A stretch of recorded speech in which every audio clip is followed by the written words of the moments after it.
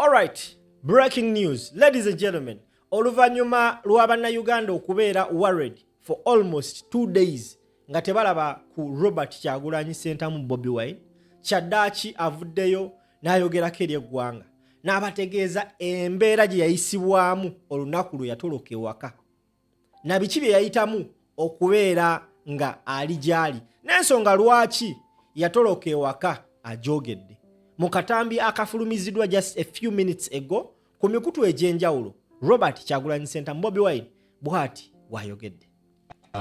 Nga bwe mwalaba nti ekiro ky'olwokutaano abapoliisi nga balina abantu abalala bangi abatali mu ngoye za poliisi oba z'amagye balambye ekikomera kyaffe nga bayambibwako ennyonyi yanamukanga helikopita ng'ekuba ekitaala ng'eringa ebamulisa ne bagwa mu kikomera kyaffe nga batulumbaganye kubanga nali nafunye information nti baagala kuntuusaako obulabe nakozesa obukujjukuju n'empitamu nembabulako era nisobola okutolakayo wange naye abamu nju yange okuli mukyala wange n'abannaffe abalala betubeera nabo bo bakyali mukomera ewaka babasibidde ewaka terakkirizibwa kuyingira terakkirizibwa kufuluma ne bannamawulire nga kwabatadde nga bwe mukimanyi bwerimba yagamba ndi mu nnyumba yange beetoloddewo katwetwogerera beetolodde ennyumba yange siri waka wange ekyo kibalaga nti balimba oba bawogera mazima. Poliisi emu batemudde abantu abasukka 10 basa abantu 10 mu nyumba ya Honorable Mwanga Kivumbi Deputy President wange naye bagambye nti abantu abo batidde mu nyumba ya Mwanga Kivumbi babadde balumba poliisi ekintu ekyobulimba n'ebirala. Mu butambi annyonnyola lwaki tali wuwe newankubadde poliisi yategeeza nti tanagaanibwako kutambula wadde okusibirwa ewaka. Okunyigirizibwa kwange kulimu kati ng'omuntu naye naawe ali eyo nyigirizibwa mu ngeri ey'enjawulo tewali ali safe paka fenna nga tuli safe nkola kyensobola mu busobozi bwange ensonga lwaki siri waka kubanga nayagadde mbere nga nsobola ocommunicate nga mbere nga nsobola n'okwogera abantu ab'enjawulo n'okuliziganya ne bannange bwe mbeere waka intaneti bansaleko amasimu bagasalako so kimu ku nsonga lwaki siri waka nsobera okubeera nga communicate nga ne bannange. Neje buli eno takkiriziganya na byavudde mu kulonda era agamba nti emivuyo gy'obutali bwerufu gyerambikidde ne mu kifo omukulembeze w'eggwanga wennyini gye yalondedde. Ebyo mwami byabakama bye yalangidde si bituufu n'omulundi n'ogumu tubiwakanya era tukubiriza bannayuganda bonna babisanga gye babiwakanye kubanga si bituufu. Ojjeeko okuwamba abantu baffe ojjeeko okugyako intaneti byonna byonna bibeere mu nzikiza naye ate ne Museveni yennyini bwe yalondedde kyalaze nti wabaddewo okubba balaze nti abantu bonna abalondeddewo abantu abaregisitaringa bali 577 naye bagenza okubala obululu nga buli 589 kitegeeza nti babbi nnyo naye ate tebabisiza magezi naawe bennyini bwe balondedde ne beesanga nga balonzi bangi obululu bungi okusinga abalonzi yennyini bwe yalondedde kale olabye obutaswala. Okujjako omutimbagano n'okukwata bannakibiina nga n'abamu tebamanyikiddwako gye balina okutuusa kati agamba nti byonna byagendeddwa mu kutabula bya kulonda. Kyanaku nti bino byonna byagenze mu maaso bagyeko intaneti bawambye abantu baffe aba agenti baffe mbyokulonda nene ba deputy president baffe babiri babawambye. Deputy president wange Lina Zedwiga wa Northern Uganda bamwambye tetumanyi gyali. Deputy president waffe wa Western Uganda Jolly Jacqueline Kamushaba bamwambye tetumanyi gyali. Bano bombi bakyala naye ennaku zino zonna tetumanyi kibakuumirwa paka essaawa zino. Ontakkiriziganya na kyakugenda mu kkooti okuwakanya ebyafudde mu kulonda. Obujulizi bwonna tubulina kuviira ddala mu kulonda tekunabaawo obujulizi bw'okulonda n'ebyavudde mu kulonda n'ebirala byonna so obujulizi tubulina bwonna. Kukozesa Uganda temuzeesigana omulundi n'ogumu kubanga teziweebwa kitiibwa tezitengeredde era mujja kujjukira nti mu petition oba okwemulugunya okulonda okubaddewo abantu bangi kooti ziwadde ebiragiro bingi okukyusa mu nkola y'okulonda naye gavumenti ya Uganda nebisangajja amagye gawamba okulonda ne watabawo kikolebwa so ffe essuubi tulina mu bannayuganda so si mu kooti zino. Alright, ladies and gentlemen, yo Robert Kyagulanyi Ssentamu video eyo esurfacinze just a few hours ago ku mikutu egy'enjawulo because abadde asirise for almost 2 days nga talina gw'ayogerako wabula era in the same faith agenze ku mukutu gwe ogwa X n'ateekayo post bassebo ne bannyabo eno post gy'ataddeyo it means a lot. Post eno agitaddeyo oluvannyuma lw'omukulu Muhoozi Kainerugaba okugenda ku mukutu gwe ogwa X naye n'ateekayo post ezo. Muhoozi yagambye nti I exonerate my great and valuable father from what I'm going to do to Kabobi. As for Kabobi, the permanent loser, I'm giving him exactly 48 hours to surrender himself to the police. If he doesn't, we will treat him as an outlaw rebel and handle him accordingly. Awadde Bobi Wine ennaku essaawa 48 yeetwale eri poliisi. Bw'atakikola mu ssaawa 48 okuva kati bagenda mutwala nga omuyeekera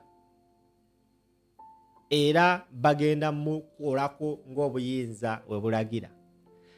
Bobi Wine olulabye post eno aforcingiddwa taking a screenshot n'agiteekako caption ku mukutu gwe wa X. Caption egamba etya? Agambye nti you ordered the raid on my house to harm me. I beat you at your own game and escaped. To cover up the shame, you claim no one was looking for me. Here you are now, seized by fear and panic, and confirming your wicked plot against me. Anyways, I will resurface when I decide. Then you and your father can do whatever you want to me. But make no mistake, you will never escape the inevitable consequences of your atrocities against the people of Uganda. This is our country. Oluvannyuma lwa Muhoozi omuwa essaawa 48 nga yeewadde eri poliisi, bw'agaana bagenda kumutwala ng'omuyeekera era bamunoonye ng'omuyeekera. Kati ndowooza ano firimu etandise gwe ssebo bannya batulaba. Abadde asirise naye posti eno eya Muhoozi tweet z'akoze ze zimuggyeyo n'agamba enough is enough. Amugambye nti walagira abantu bajje okunkwata ewange oba bajje okuntuusaako obulabe ewange, wabula ne nkusinza amagezi mu kazannyo koyita akako ne mbabulako. Okugezaako kweka obuswavu oli mu kulimba abantu tewali annoonya. Kati otandise okulaga okutyako n'okutintima okkiriza nti olukwe lwo olw'okuntuusaako obulabe. Naye njagala kutegeeza nti nja kulabika wenna wonna wennayagalira olabika. Gwe ne taatawo mukole kye mwagala. Naye tokola ensobi n'olowooza nti ojja kubuuka oba okudduka ebinaddako oba consequences eziyite ntya, oba ojja lowooza nti ojja simattuka byonna byonna by'okoze ku bannayuganda. Eno ensi yaffe. Ye post Robert Kyagulanyi Ssentamu Bobi Wine gy'ataddeyo ku mukutu gwe ogwa X just eddakiika 3 emabega w'enzijidde ku vidiyo eno. Era abadde amaze ebbanga nga takola any post ku mukutu ogwa X. Post gye yasembeeyo okukola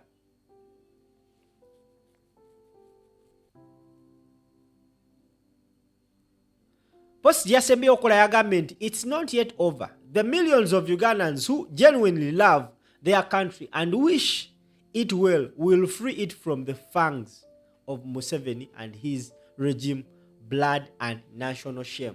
Now, ladies and gentlemen, akoze post eyo era abasinga nkimanyi mutandise ogiraba n'ogiscreenshotinga mutandise n'ogisharinga.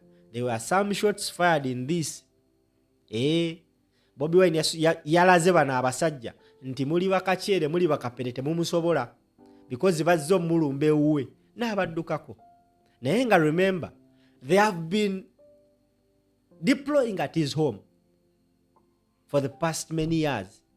Naye balowoozezza nti omusajja bajja musobolera ewuwe. Ayinza n'okuba yagendedde mu ngoye z'amagye n'abayitako. Simanyi bwe yakikoze. Naye abagambye nja kulabika lonna lwe nnaayagala. Muhoozi amuwadde essaawa 48 tutandise okubala bassebo ne bannyabo. Omukulembeze analabika mu ssaawa 48 oba tezigenda kulabika bamufuula omuyeekera officially. Bwe bamufuula omuyeekera bassebo ne bannyabo kiba kitegeeza ki? Gwasinga omumanya. Nina mukadde wange omu aŋŋambye nti tewali kisinga kuteeka gavumenti mu panic nga kubanga tebamanyi Bobi Wine waali. Era n'aŋŋamba mwe mwali bato naye mu biseera bya Museveni we yagendera mu nsiko it was the same scenario. Nti Obote yalinga ku panic nga teyeebaka. Agamba kasajja tumanyi we kali. Emu ku nsonga lwaki batadde amagye wa Bobi Wine kubeera nga bamumonitalinga bamanyi waali. Essaawa zino tali waka. Panic gye baliko mbu yansi yonna. Era naye agambye emu ku nsonga lwaki siri waka nsobola okuba nga ntambuza emirimu gyange. Emirimu gya Bobi Wine mugimanyi. Omulimu gwe gwewe yagamba ye muyeekera ayagala kujjako Museveni. Ndowooza mukategedde. Agambye emu ku nsonga lwaki tali waka ayagala kubanga ebintu bye bitambula. Tasobola communicating n'abantu be ngali waka, internet bajjankalanya, amasimu bagajjako. Kati wali ali free yetaya yakuba essimu, coordinatinga, communicatinga. Bassebo ne bannyabo. Simayo amutegeera kenjogera. Kankome wano tebankuba kibooko. Tambuza video.